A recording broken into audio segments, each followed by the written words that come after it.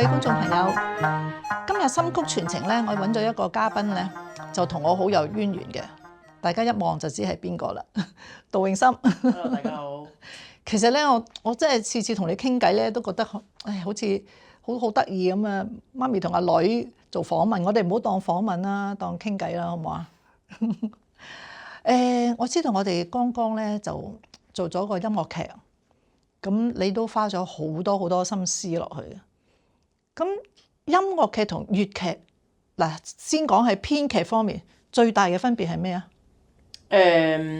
其實有啲唔同，即係本身當然音樂劇嗰個世界好闊啦，即係我哋寫一般粵劇，主要個題材圍繞中國古代啦嚇，有好多嘅限制咧，好多我哋嘅規矩啦咁樣。但係即係音樂劇就比較自由啲嘅，咁但係今次又咁啱係揀一個中國古代嘅故事咁啊，所以即係某程度上有少少優勝嘅，因為有一啲關於可能古代文化或者一啲即係觀念上嘅東西，我哋比較熟悉啦，即係本身係即係對粵劇有熟悉，就變咗擺落去音樂劇劇本都會即較容易去處理咁樣。咁但係同時亦都你要抹晒一啲框架，即係聽落好自由，你中意點寫都得啦。咁但係調翻轉，其實你冇晒呢啲框架咧，喺寫嘅時候會有啲迷失嘅。即係因為我哋粵劇有一定嘅格式，譬如我哋見到皇帝一定會係點樣嘅，即係一啲嘅。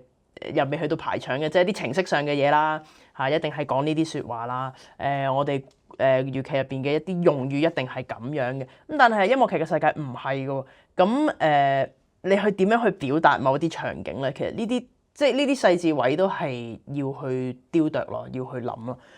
至於嗰個大故事嚟講，又係會有少少唔同啊！即係雖然話係設喺古代，但係你用音樂劇呢個模式，一套新編嘅音樂劇，其實有時我哋嘅思維有一啲現代嘅思維，一啲睇法都會嘗試去擺落去嘅，即係雖然佢套咗落一個古代嘅設定咁樣，咁所以都係好得意嘅，同埋喺文字上都係有大嘅分別。我記得因為我哋一班演員。有戲曲嘅演員，有唔係戲曲嘅演員。好多時候唔係戲曲嘅演員都會講話，喂，啲字好難喎。係啊，唔係我哋平時講開嗰啲咁，係啊，唔係平時講開，因為係古代啊嘛。咁但係即係我哋已經即係我喺寫嘅過程已經好刻意地盡量淺白啲。我哋唔係即係嗰個文字風格上係同我哋寫粵劇係已經係有個刻意嘅分別嘅，咁但係原來同一啲唔係接觸開粵劇嘅朋友，佢哋都已經會覺得係好深好難嘅詞。咁呢個我就覺得好難拿捏喎，咁樣真係對於我哋嚟講已經好淺白噶咯喎，咁樣即係我覺得唔係話淨係習慣嘅，係因為即係大家接觸嘅觀眾層面唔同，可能有好多係譬如電視藝員或者一啲流行歌手，咁佢哋接觸嘅層面可能較年輕化。嗰班嘅觀眾佢哋都唔接觸開一個即係古代嘅一啲詞語啊，一啲嘅修辭嘅手法啊等等，咁變咗佢哋會驚觀眾唔習慣啦。咁但係我又覺得即係今次嘅音樂劇，既然刻意地揾咗一啲即係我自己都有份嘅即係演員啊，戲曲演員擺落去，咁其實亦都係想將一啲戲曲某啲嘢嘅特色去嘗試擺落去一個音樂劇入面。咁我哋都磨合得嚟都唔介意有翻多少少呢啲古典嘅元素喺入邊咯。咁啊，音樂劇其實你就唔係第一次接觸噶啦，係咪啊？係以前都其實讀書時期嘅時候已經有參與過一啲話劇啊、音樂劇啊咁樣。咁寫音樂劇其實之前都有試過嘅。咁但係就都係同戲曲有啲元素有啲關係嘅咁樣。咁都試過好幾套啦。咁啊，今次《花影夢》咧，即係音樂劇個名叫《花影夢》啦。咁個口碑係相當唔錯嘅，我哋都好期待有下一次嘅重演啦。咁啊，講到音樂劇啦，咁我就記得阿杜 Sir 杜國威先生嗰一日係嚟睇我哋嘅演出，佢就好中意嘅。咁我又覺得你寫得好好啊，啲詞啊各方面。咁啊，杜 Sir 係我最欽佩嘅一個即係人物啦。咁我哋嚟緊跟住咧，就青苗粵劇團咧就會做一個杜 Sir 之前嘅作品嘅，就係《珍珠三》。睇過嘅朋友都係真係好中意呢個戲，你都好似參演過幾次㗎啦，係咪？其實《珍珠三》呢套戲我記得咧應該係07年嘅。07年第一次做一個戲曲音樂劇。咁當時我仲好細個啦，咁啊都冇份做嘅，係啦，咁只係作為一個觀眾。咁當時係好新穎嘅，因為當時係春天嘅製作，亦都加埋漢風，即係威伯梁漢威先生咁樣。咁係好得意嘅，但係咧亦都好多爭拗。我覺得逢係呢啲新嘅製作、新嘅一啲想法咧，就會有人話：唔係粵劇嚟嘅。咁可能音樂劇嗰啲又覺得自己係睇緊粵劇。其實就算我哋做今次《花影夢》都係，因為即係兩個元素嘅crossover 啦，叫做。咁啊睇粵劇嘅人就會覺得呢啲唔係睇粵劇。咁啊話劇睇開音樂劇，佢未睇過粵劇，佢又會覺得呢啲係粵劇。咁我哋又好強調呢啲唔係真係純粵劇咁，即係好得意。咁但係我覺得做出嚟其實藝術嘅嘢、表演藝術嘅嘢，有時唔一定要界定佢啲乜。即係最主要係我哋自己嘅傳統戲曲出身，就你唔好去話俾人聽，你去改晒一啲戲曲嘅東西，然後話俾人聽嗰個係戲曲。我哋從來冇呢一樣嘢嘅，只係將一啲戲曲嘅元素，去到擺落一啲新嘅劇種，去做一啲新嘅產物出嚟。咁杜 Sir 呢個劇本其實都係啦，佢都係一個叫做戲曲音樂劇。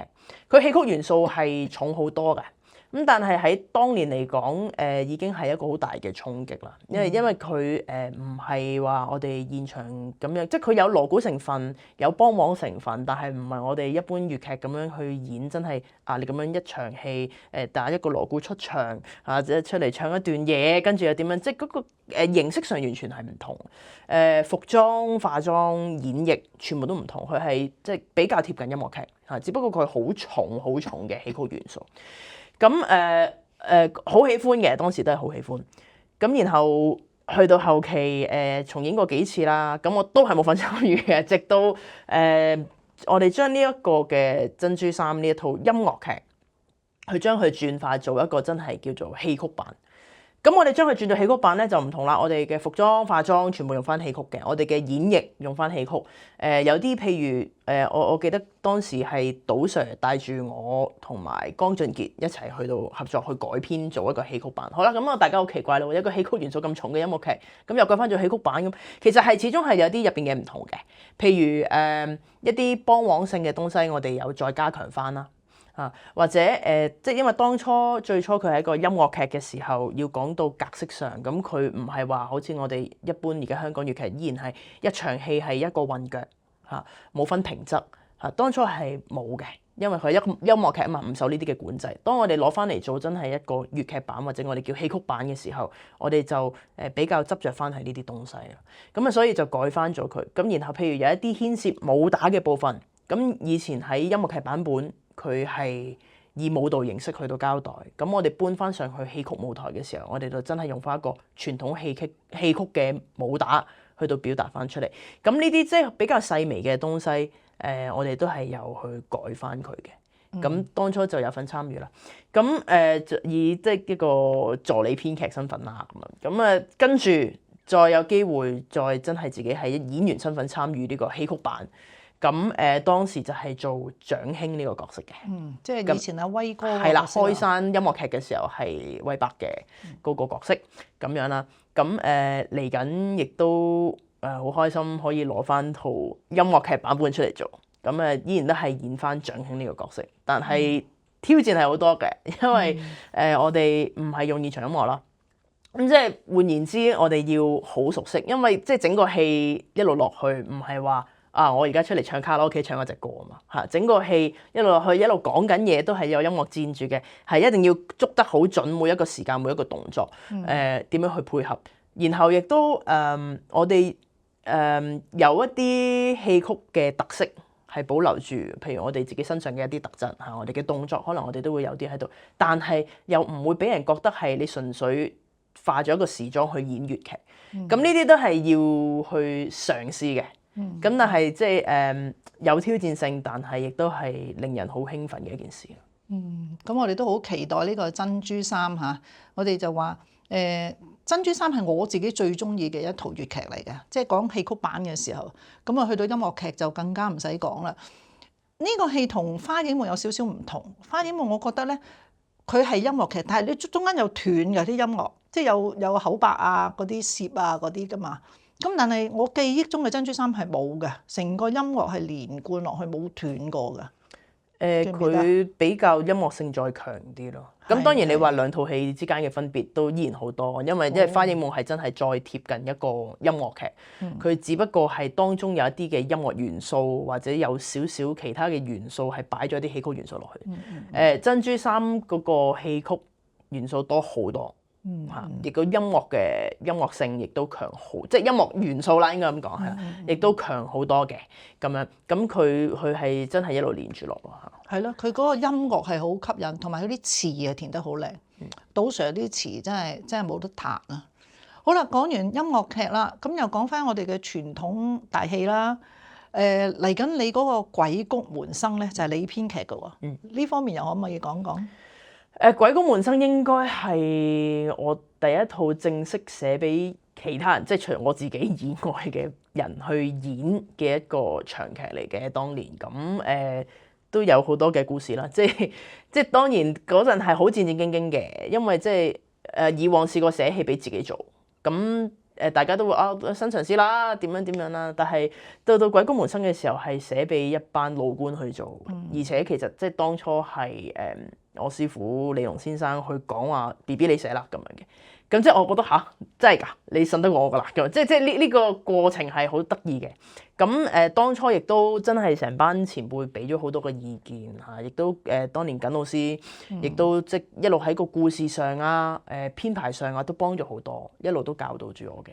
咁出到嚟觀眾喜歡，對我嚟講某程度上都意外啊！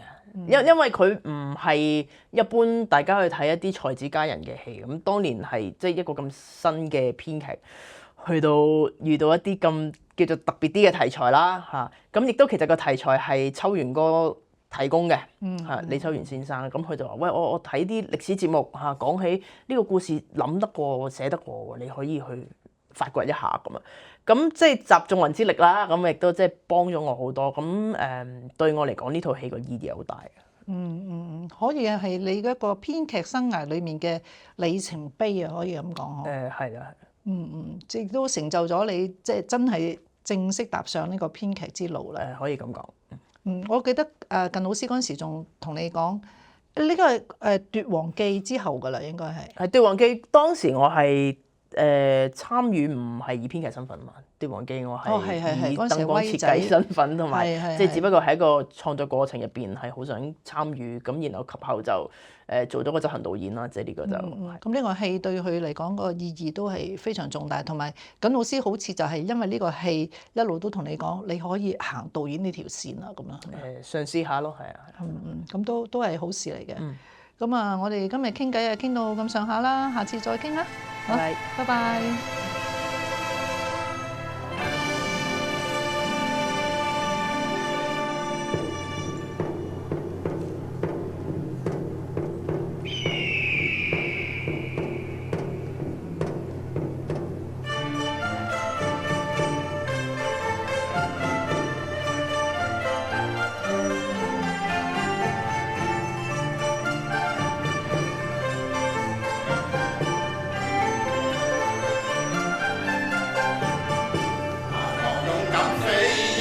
霹靂霹靂飛，大漠